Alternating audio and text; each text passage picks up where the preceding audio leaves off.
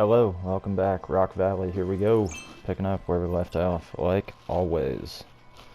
I don't remember what I talked about or what I did in the last video, so today, this video, this topic, I don't know if it's a new day, I don't know when I'm gonna put this up. This is a new topic. Let's think of something else to talk about. I have something in mind. I'm gonna share a Facebook post that I came across. I'm not really on there. I don't do anything on there except for look at things occasionally. I'll scroll for 2 minutes and then I realize how much I hate Facebook.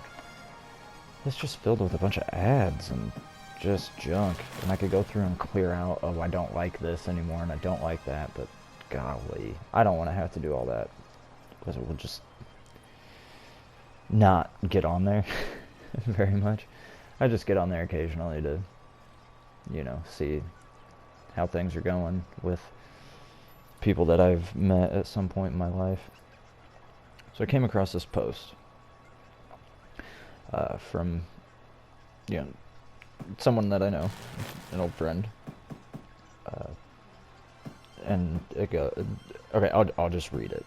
That'll be the easiest thing. Okay. As someone who grew up Lutheran and went to Lutheran schools for many years, including college, I have a lot of thoughts about the goofiness of persecution of Christians in America. Persecution is in quotes. And I know it's back in the popular discourse because of Amy Coney Barrett. Maybe one day I'll write up something thoughtful about it. Until then, here's a shirt I saw today in a shop that's not marketed as a Christian shop. And the shirt says, Pumpkin Spice and Jesus Christ. Has a picture of some leaves and a pumpkin. It's a pretty harmless shirt, it would seem. I would think, at least. It just says, Pumpkin Spice and Jesus Christ. All it says is Jesus Christ on it. So there are multiple problems with this. And hopefully, I love the, maybe one day I'll write up something thoughtful about it. I sure hope so. Because this could have used a lot more thought. We'll start with the persecution of Christians in America. Persecution in quotes, as if they aren't being persecuted in America. The COVID lockdowns have made it pretty clear that they, in fact, are persecuted. Or, at the very least, treated vastly differently. Especially in California and New York. Now, I know that it's not necessarily Christians, but when de Blasio is welding the gates shut to a Jewish playground, but then letting people stomp all over the streets, marching, screaming for social justice, that seems like a bit of persecution. The other thing, it's the same sort of thing in California, but for Christians, not just Jews. So there is a little bit of persecution just right now, as one example. Another example is this post. This post in itself is an example of persecution. I saw this shirt that just says Pumpkin Spice and Jesus Christ in a shop not, let's see the language here. What did you say exactly? Not marketed as a Christian shop. Okay, so Christian items can't be sold amongst the normal stuff. They have to be in their own special, they can't be amongst the normal things. Yeah, so they can't be amongst the normal stuff. In with your stuff. It has to be in its own special shop. That seems like a bit of persecution, the fact that they can't be with everything else, all the we'll say normal stuff. That's, I assume what he means by that, some sort of normal, non-religious, secular shop. So, a Marathon. Or a Target. I don't know. Now, the other problem with this is marketed as a Christian shop. And maybe he saw this at Kohl's or something, or Macy's. I don't know. I don't know where he saw this. How many Christian shops are there? Like, really?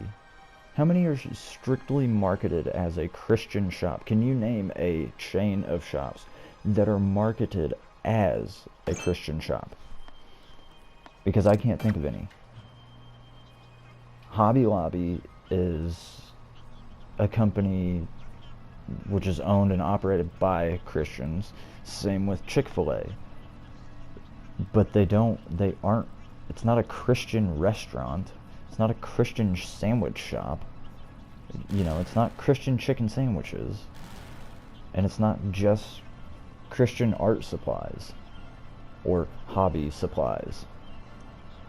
I mean, honestly, I probably wouldn't have even known that Hobby Lobby was a Christian shop or whatever, or had the Christian leanings if it wasn't for them being closed on Sundays, which is kind of a dead giveaway.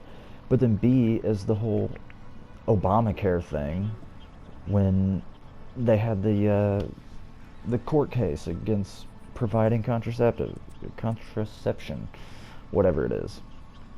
Now, the problem with that is they covered all but like 6 kinds of birth control, and people threw a fit about it. And then it gets played in the media like they don't want any birth control. And it's like, no, we're fine with birth control. We'll do that. Just not these 6 kinds. You can have the other 50 or however many it is. I don't know. But it's substantially more than the amount that they weren't okay with. So it's like, well, you can find a different option then. That's what I don't get. Well, anyways, if it wasn't for that, I probably wouldn't have even known that it was a Christian shop, and it's not even a Christian shop. I mean, that's the problem with this. And then it's like, what? So you can't sell a little Buddha statue unless it's in a Buddhist shop. You can't sell a Shinra or whatever, if it's not in a Hindu shop. You can't sell a Satan statue if it's not a Satanist shop. I mean, I don't know that. I don't know my world religion's that great, but you can't sell a Moses unless it's a Christian or Jewish shop? Really? Because I don't see him ever. I've never seen this person have a problem with any of that. With any other religion getting their stuff out there in the normal shops, the normal stores, amongst the rest of us, or the rest of them. Whatever. It's like it seems to me like he's just trying to, it goes back to the last thing, there's sexism and racism everywhere, and it's your job to find it. It's like, it seems to me like you're just feigning outrage over this. It's something to post on here, like, is this shirt that big of a deal to you? Really? This shirt is that big of a deal to you that you have to make this post and say, I should write something more thoughtful about this? The silence was on purpose. Because what do you say to that? It's like, I hope you write something where you put a little bit of thought into it. It's like, there's no such thing as persecution against Christians in America, but they shouldn't be allowed to sell their stuff with the rest of us. Maybe that's not persecution. It's segregation. There's a difference. It's all crazy. It's crazy town. And then I saw on NPR, the NPR Politics podcast, one of the descriptions for it was talking about, it was right before the confirmation hearings for Amy Coney Barrett, right before those, and they were writing the description was something like, Republicans, bring up attacks on her religion that have yet to materialize. And I just thought to myself, that's crazy. That's so like, you just threw out your bias. You just threw it out. I mean, it was obvious before that they were incredibly biased, but I mean, that is so biased. Because in her last confirmation hearing, when she was getting put on the district court, or whatever, the federal appeals court, whatever court she was on before, Dianne Feinstein, whoever it was, oh, the religious dogma lives strongly within you and stuff. It's like, they attacked, same with Brett Kavanaugh, they attacked both of them, they really attacked Brett Kavanaugh over his Catholicism. Biden's a Catholic, not a good one, but he is one, and they make that a big issue when it's important to them, when it makes them look good. Anyways, it's that time. Like, share, subscribe, comment, follow me, do all that. I will try to keep coming up with stuff to talk about. Maybe I'll read some of a book to you every day. I don't know. We'll catch you next time.